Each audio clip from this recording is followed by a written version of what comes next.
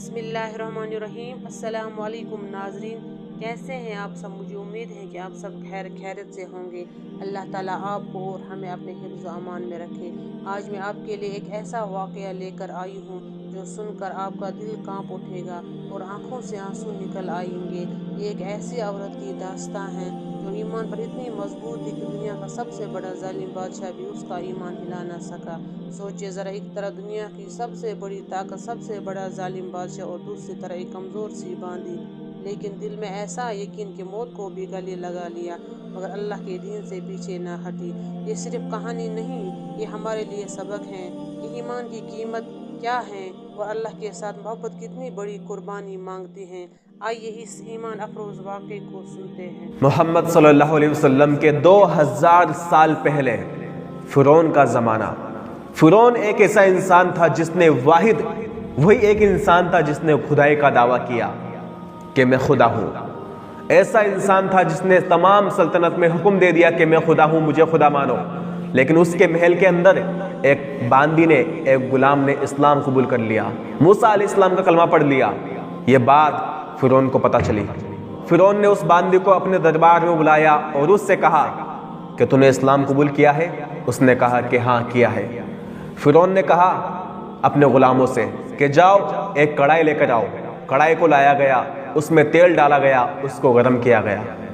فرعون نے اس باندی سے کہا کہ تیرے سامنے دو راستے ہیں۔ پہلا راستہ، یا تو تیری جو 2 بیٹیاں ہیں ان کو اور تجھ کو اس ابلتی ہوئی کڑھائی کے اندر ڈال دوں گا، مجھے خدا مان، موسیٰ علیہ السلام کا دین نہیں چھوڑا تو، اور اگر تو مجھے خدا مان لے گی تو اس کے بعد تیرے گھر کو سونے چاندی سے بھر دوں گا۔ اس باندی نے کیا کہا ذرا سنیے۔ ایک ماں کی محبت کیا ہوتی ہے؟ ماں کے لیے سب سے زیادہ کون قیمتی ہوتا ہے؟ سب سے زیادہ محبوب کون ہوتا ہے؟ اس کی اولاد۔ فرعون نے کیا کہا تھا کہ اگر اسلام کو نہیں چھوڑے گی، موسیٰ علیہ السلام کی کلمے کو نہیں چھوڑے گی تو اس کے بعد کیا کروں گا؟ تیری دونوں زندہ بیٹیوں کو گرم کھولتے ہوئے تیل میں ڈال دوں گا اور تجھے بھی۔ اس باندی نے کیا کہا؟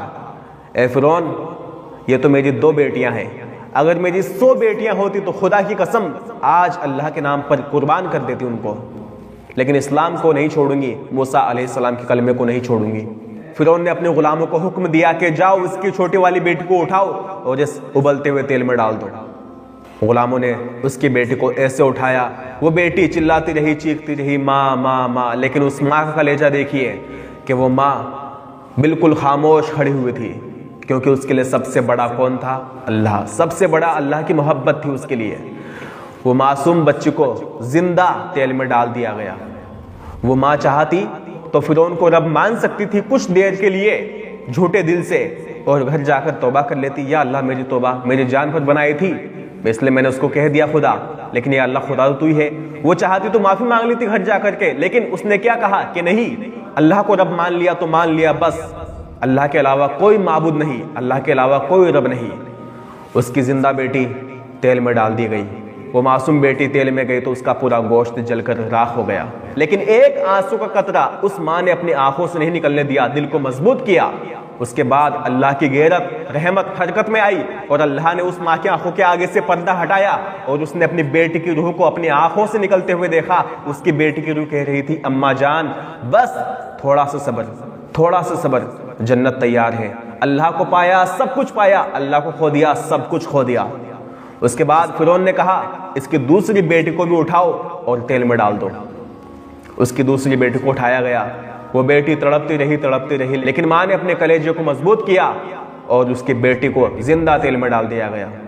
وہ بیٹی بھی شہید ہو گئی، لیکن اس ماں نے ایک آنسو کا قطرہ اپنی آنکھ سے نہیں نکلنے دیا، اپنے دل کو مضبوط کیا۔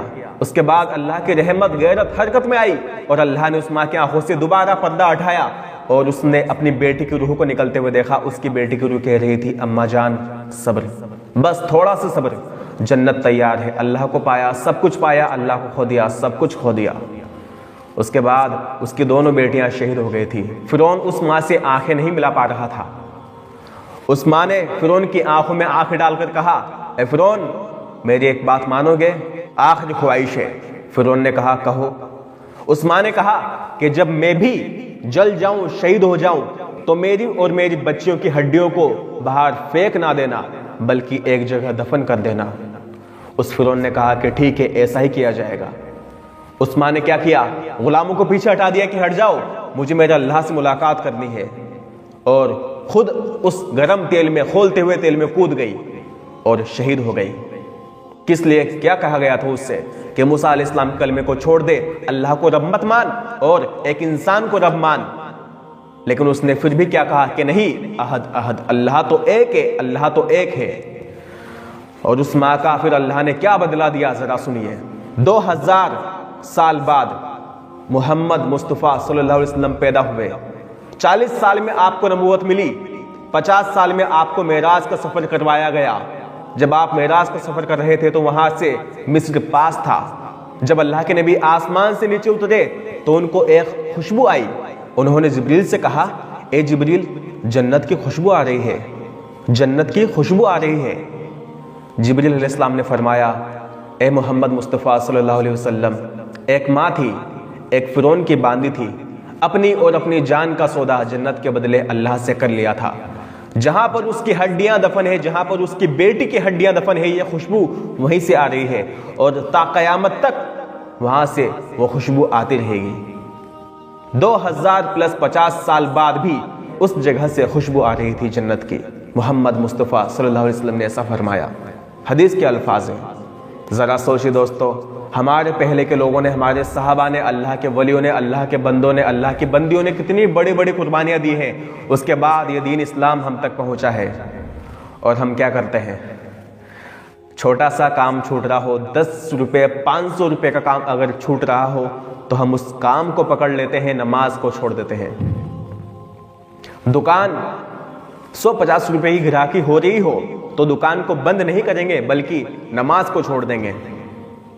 हमने दुनिया को अपने सर पर बिठा लिया और दीन को हाथों में रख लिया कि जब दुनिया में कुछ दिक्कत आती है, दुनिया को संभालते हैं, दीन को छोड़ देते हैं। और सहाबा क्या करते थे, अल्लाह के वली क्या करते थे कि दीन को सर पर रखते और दुनिया को हाथ में रखते। दीन पर कुछ भी दिक्कत आती, परेशानी आती, दीन को संभालते, दुनिया को छोड़ देते।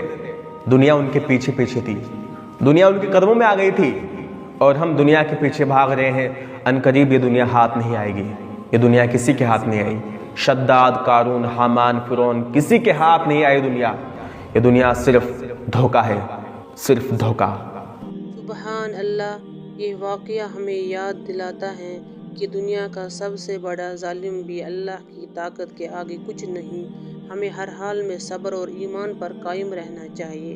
अगर आपको ये वीडियो पसंद आई तो लाइक, शेयर और सब्सक्राइब करें ताकि ऐसे मज़ीद ईमान अफरोज़ वाक़यात आप तक पहुँच सके। अल्लाह हाफिज़।